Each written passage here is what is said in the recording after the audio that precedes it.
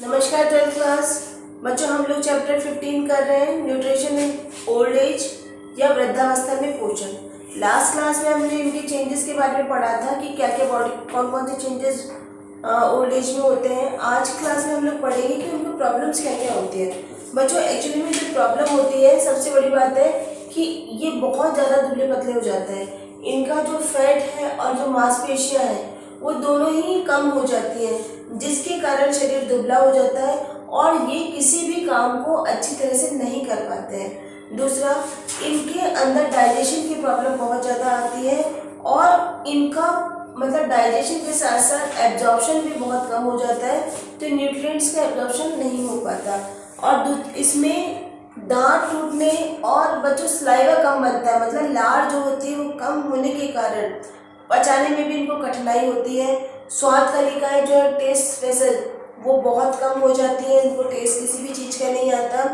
भोजन का पाचन जब ठीक से नहीं हो रहा है, भोजन काफ़ी टाइम तक पेट में ही पड़ा रहता है, इस कारण से उन्हें खट्टी डकारें आती हैं और उनको जलन की प्रॉब्लम होती है, जैसे छाती में जलन काफ़ी हो जाती है। बच्चों खट्टी डकार के साथ साथ उन्हें जैसे कई बार ऐसा लगता है कि खाना बार बार वापस मुंह में आ रहा हो। ठीक है। दूसरा है कि जब आहार नाल अपना कार्य पूरे ढंग से सही नहीं कर पा रही है, उसकी क्रियाशीलता में कमी आ जाती है और इसके कारण अपशिष्ट जो है, वेस्ट प्रोडक्ट है जो, वो बॉडी से बाहर नहीं निकल पाते, जिसके कारण कब्ज या कॉन्स्टिपेशन हो जाता है। बच्चों अब हम पढ़ेंगे कि इनको कौन कौन से न्यूट्रिएंट्स की रिक्वायरमेंट होती है, मतलब पौष्टिक आवश्यकताएं कौन कौन सी होती है। बच्चों इसके अंदर जो होता है, पहला है कैलोरी। कैलोरी का मीन्स ये होता है बच्चों कि वृद्धावस्था में हम लोग जानते हैं कि बहुत कम क्रियाशीलता हो जाती है, किसी भी प्रकार का काम वो नहीं कर पाते हैं और परिश्रम नहीं होने के कारण उनकी जो ऊर्जा की मांग है, मतलब कैलोरी की जो मांग है, वो 25% तक कम हो जाती है। और इसमें मतलब इनको उच्च ऊर्जा वाले फूड नहीं खाने चाहिए, हल्के फूड ही उनको काम में लेने चाहिए। सेकंड है प्रोटीन।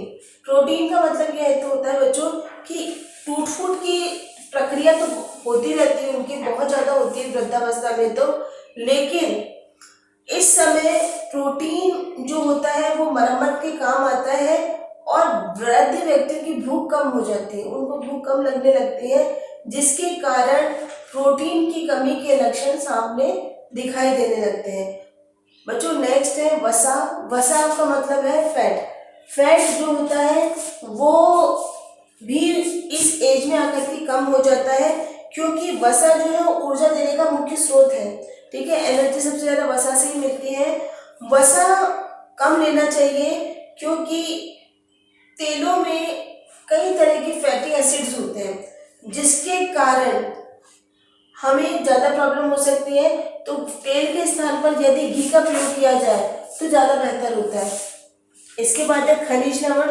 खनिज लवण में जैसे बच्चों होता है लौह लवण, मतलब आयरन की रिक्वायरमेंट बढ़ जाती है, कैल्शियम का अवशोषण कम हो जाता है। ठीक है, मतलब बॉडी में कैल्शियम की बहुत ज़्यादा कमी होने लगती है, जिसके कारण ओस्टियोपोरोसिस भी हो जाता है, पहले भी मैं आपको बता चुकी हूँ।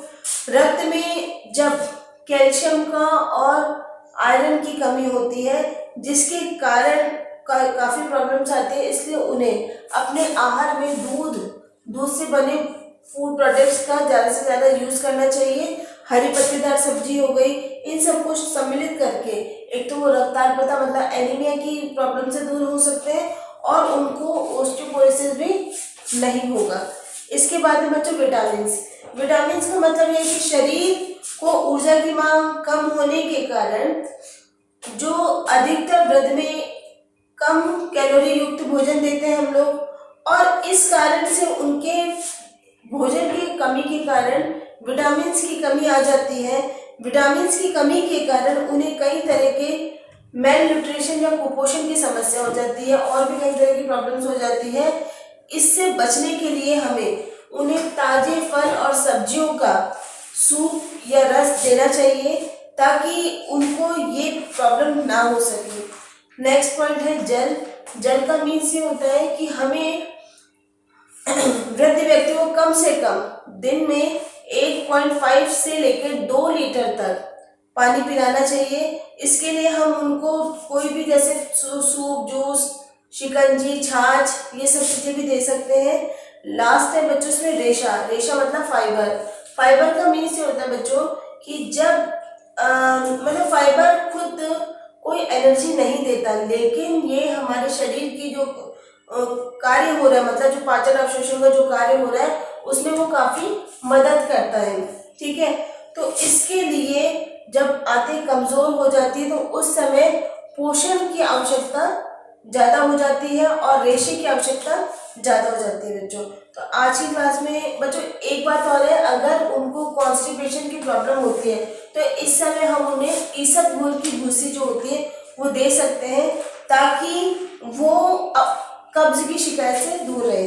तो बच्चों आज की क्लास में हम लोग इतना ही है, नेक्स्ट क्लास में कल पढ़ेंगे।